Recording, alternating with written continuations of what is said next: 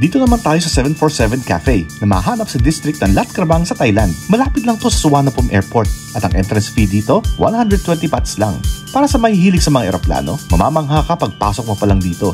Wala man yung ina-expect mong mga rows na mga upuan, maraming spot dito ang maganda namang kunan. At dahil isa tong 747, syempre meron tong upper deck. At inakyat ko na rin dahil bala ko rin mag-selfie sa flight deck. At nang makita ko to, nako, naaliw ako. Buo pa ang mga flight controls at saktong-sakto. Kung isa ka sa mga nag-aambisyong magpiloto o simple mahilig lang talaga sa mga eroplano, sinasabi ko sa'yo, gugustuhin mong magtagal dito. Pag upo pa lang dito, nako, panalong-panalo. Sa baba naman sa main cabin, mahanap mo ang bar kung saan pwede kang mag-order ng gusto mong snacks at inumin.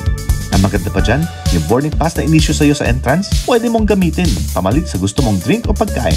So chill-chill muna sa main cabin at pa-relax-relax hanggang magsawa at gustuhin magpahangin sa labas. Kaya daan muna tayo sa isang pinto para magpaaraw mismo sa pakpak ng eroplano. Dito pwede magmuni-muni habang presko ang hangin. Enjoy mo pa mula sa taas ang iba pang mga tanawin. Kung bigla ka naman magsawa, pwede ka naman bumaba. Parang kabuuan nitong 747-400 ay buo mong makita. Grabe pala ang laki nito kung malapitan mo nang sisilipin. Pero ginawa ko pa rin akyatin at sumiksik sa kahan ng engine. Ang dami ditong pwedeng magawa. Tumambay, mag-selfie, kumain at ano-ano pa.